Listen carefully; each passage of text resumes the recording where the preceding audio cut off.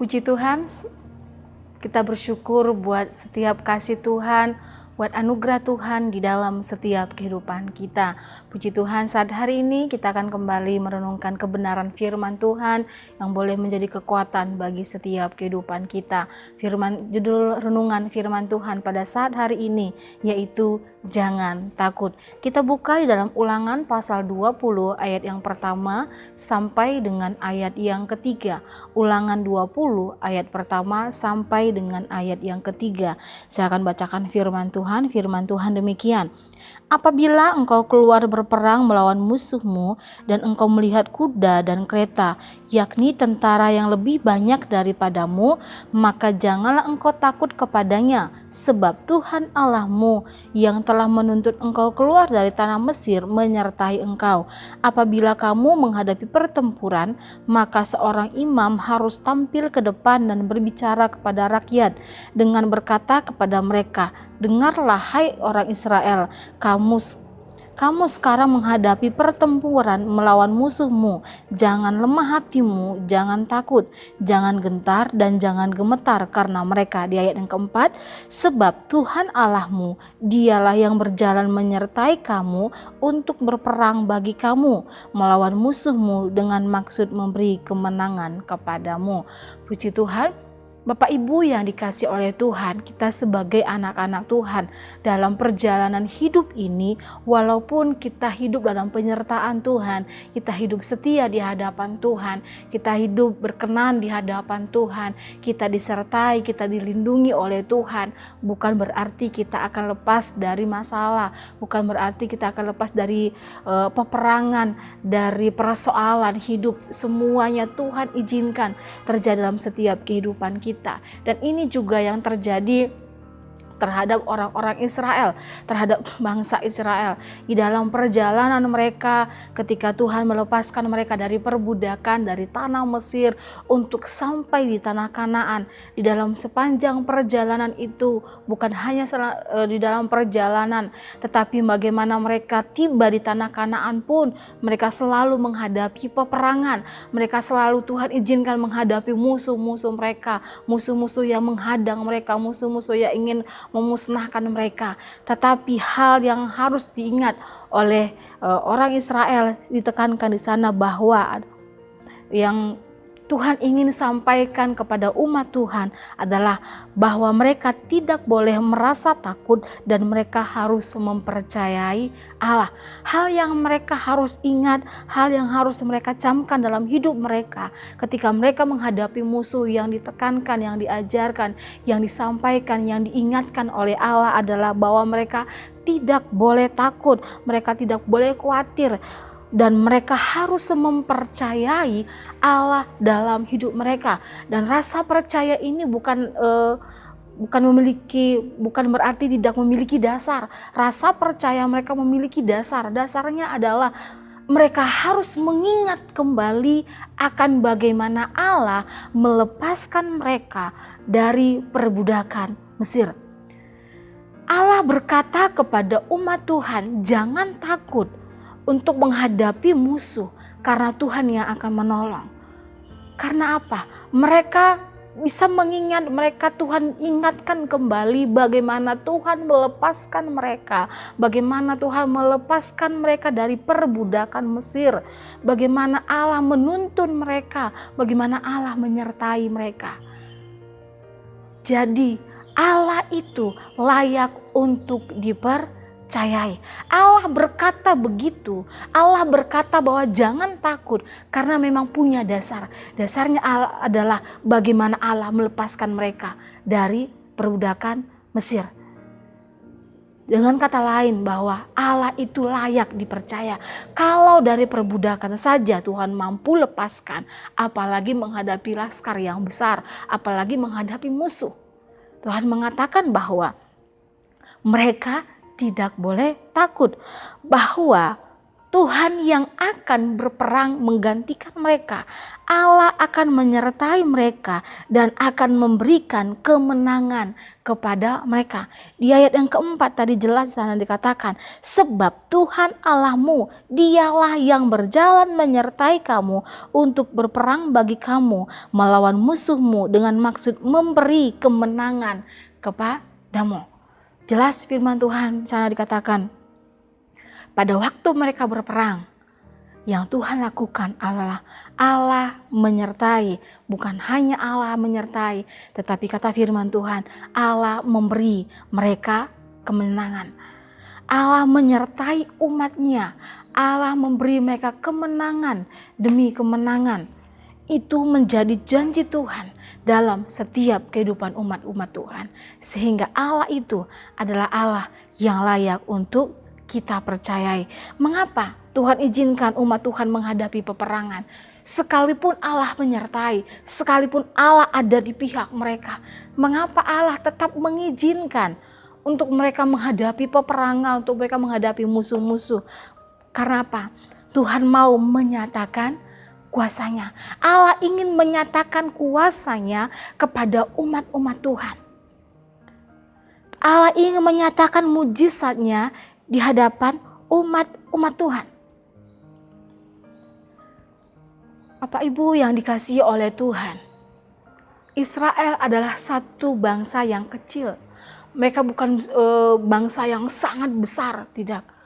Mereka ketika dalam perbudakan, mereka tidak pernah diajarkan bagaimana cara berperang. Allah mengajar mereka bagaimana cara berperang, yaitu dalam perjalanan mereka. Dengan jumlah yang demikian tidak mungkin menghadapi musuh yang besar. Tidak mungkin menghadapi satu laskar yang besar. Tapi kata Tuhan, ketika Tuhan berjanji dia menyertai. Tuhan berjanji dia memberi kemenangan. Dengan kata lain bahwa Tuhan mau menyatakan mujizatnya. Tuhan mau menyatakan kuasanya. Sehingga umat Tuhan bisa melihat bahwa kemenangan itu Tuhan yang beri. Tuhan yang mengerjakannya. Bukan karena kekuatan, bukan karena kemampuan mereka. Di dalam Sefanya pasal yang ketiga ayat yang ke-17 sana dikatakan, Sefanya 3 ayat yang ke-17, Tuhan Allahmu ada di antaramu sebagai pahlawan yang memberi kemenangan. Ia bergirang karena engkau dengan sukacita. Ia membaharui engkau dalam kasihnya. Ia bersorak-sorai karena engkau dengan sorak-sorai. Saya dikatakan bahwa Tuhan Allahmu yang memberi kemenangan, menjadi pahlawan yang memberikan kemenangan. Yang Tuhan kehendaki adalah tetap mengingat kasih Tuhan. Bapak Ibu yang dikasihi oleh Tuhan, bagaimana umat-umat Tuhan? Tuhan berikan kemenangan. Berkat-berkatnya dalam setiap kehidupan kita, kasihnya dalam setiap kehidupan kita, itu wajib kita ingat. Sehingga kita menghadapi musuh, menghadapi tantangan, kita tidak pernah takut. Tetapi harus yang kita lakukan adalah tetap berjuang, kita tetap maju, tidak pernah takut.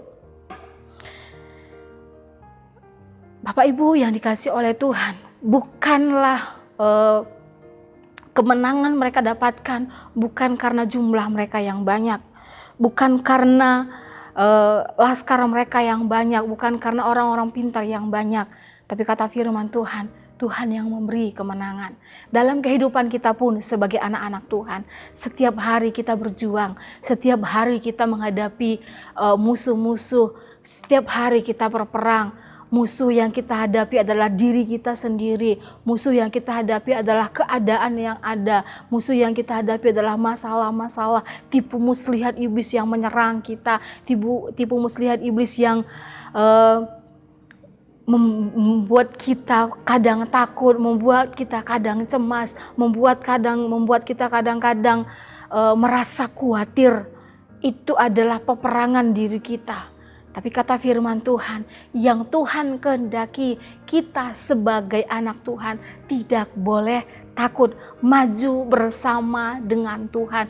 Umat Tuhan, Tuhan perintahkan jangan takut, karena kalau kita takut kita tidak akan bergerak. Kalau kita takut kita tidak akan melangkah. Tetapi orang yang beranilah yang akan melangkah. Dan firman Tuhan kepada setiap kehidupan kita pun yang Tuhan tekankan adalah jangan pernah takut. Peperangan melawan diri kita sendiri, melawan kedagingan kita, melawan iblis, melawan semua rintangan dan hambatan untuk kita maju, itu adalah peperangan kita. Dan firman Tuhan, jangan takut. Di dalam Yesaya pasal 41 ayat yang ke-10.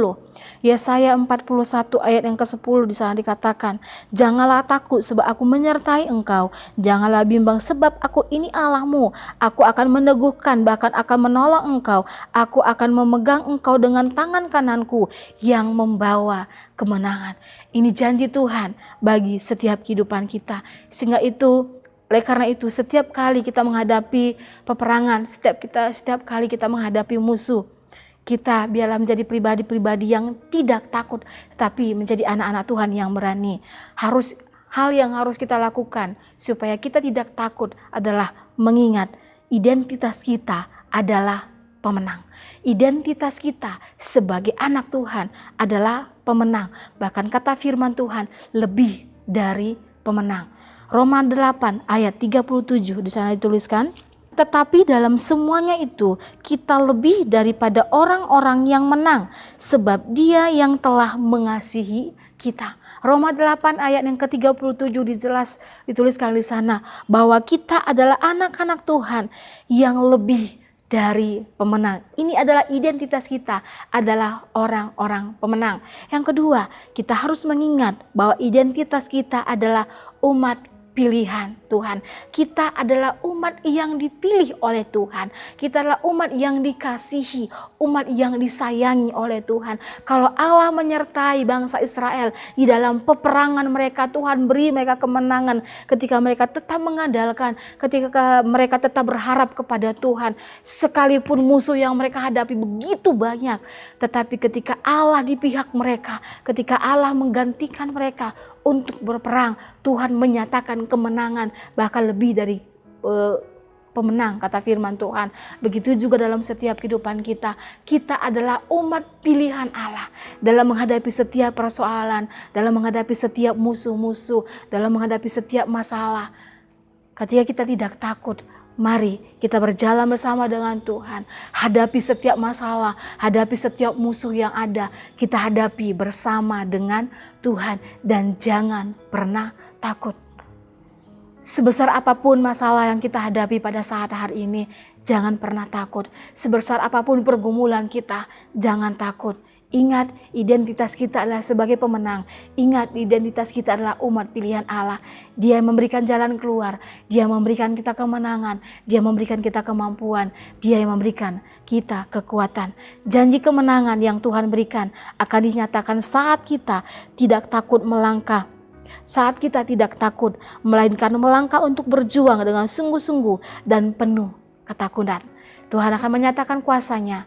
Tuhan akan menyatakan kepada setiap kehidupan kita ketika kita tidak takut melangkah. Mari berjalan bersama dengan Tuhan. Hadapi setiap musuh, hadapi setiap rintangan, hadapi setiap persoalan bersama dengan Tuhan. Puji Tuhan, Tuhan Yesus memberkati setiap kehidupan kita. Kita berdoa.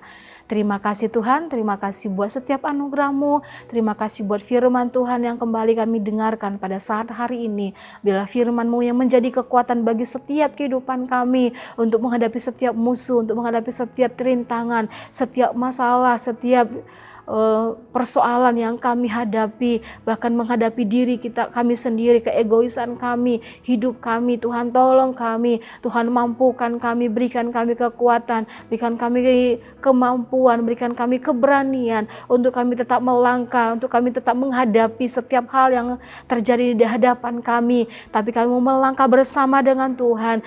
Karena Tuhan yang memberikan kemenangan bagi setiap kehidupan kami. Berkati meteraikan firman-Mu di dalam setiap hidup kami. Biarlah firman-Mu Tuhan menjadi kekuatan bagi kami. Terima kasih Tuhan, terima kasih Bapa.